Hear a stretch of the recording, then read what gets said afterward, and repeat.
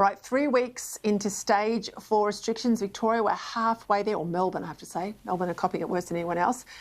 It's not just the economic pain, it's the health pain, it's the whole lot. It's business confidence and everything else. A lot of businesses say to me they are unsure if they'll even be able to open their doors when restrictions start to ease. Workers, many of them are left in the dark. They're not even sure if they've got a job to return to. And of course, the stress of managing family life, looking after kids at home and bills that are piling up.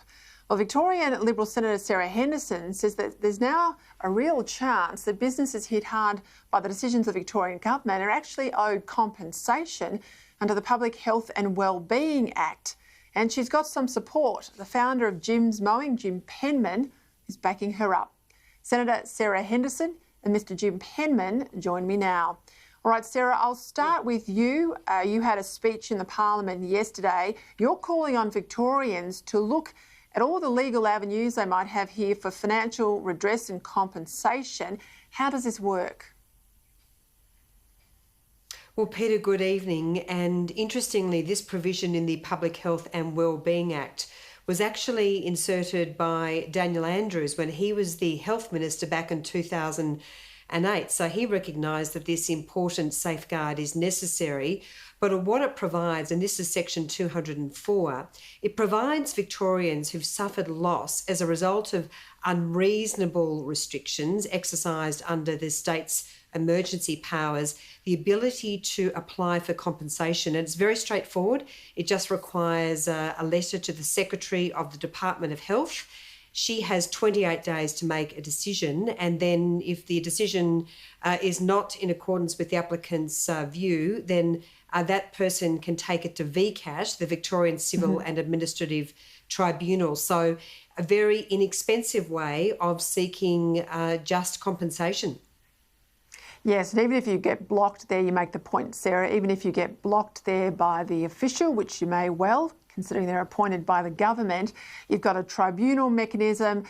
It's very inexpensive to appear. You can appear yourself and to lodge an application. So that's interesting. Jim, I want to go to you. Obviously, you've got strong links with all your franchise operators and businesses around the state. Victoria's in stage 3, Melbourne's in stage 4. I want to get a sense, how hard is this hitting business operators that you have experience with?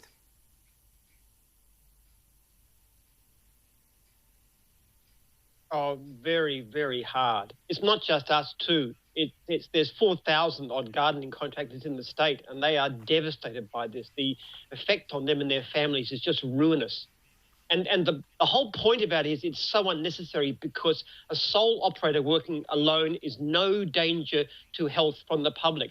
It was clearly recognised in the original guidelines from Health and Human Services.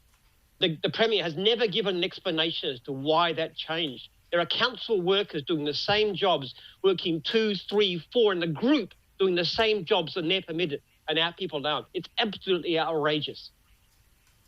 Sarah, I want to pick up on that. Jim makes a point, and he's right. Businesses who mow the lawns can't, but council workers who mow the lawns can.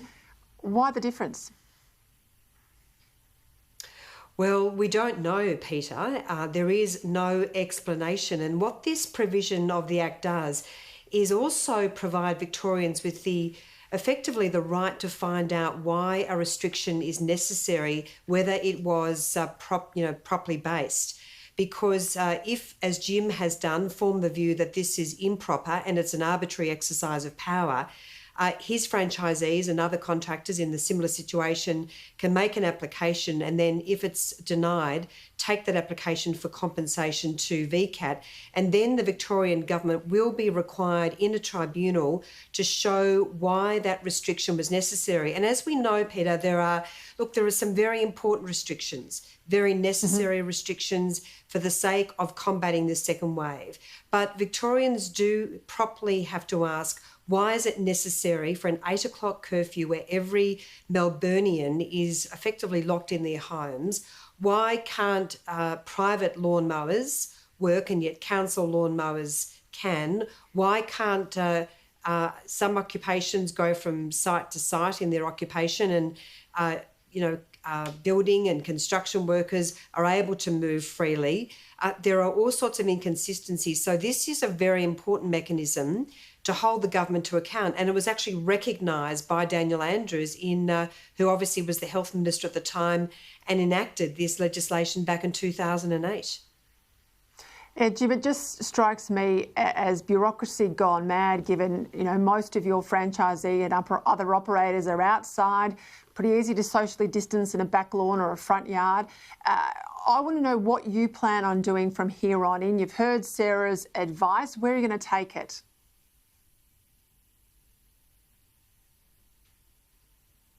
Well, we're getting advice from one of Australia's top QCs as to exactly how to frame the approach, and then we're going to advise all of our franchisees and any independent operators across the state without any cost at all. We're going to say, this is what you do, this is how you apply, then you go to VCAT, we'll help you, we'll support you. It won't cost you anything except a very minor cost to go to VCAT.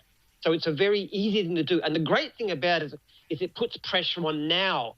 Unlike some class action, it'll take years to run. This is something we can do like within a week, and we can start putting pressure on the Andrews government to get rid of this ridiculous clause, this ridiculous change that he's put on.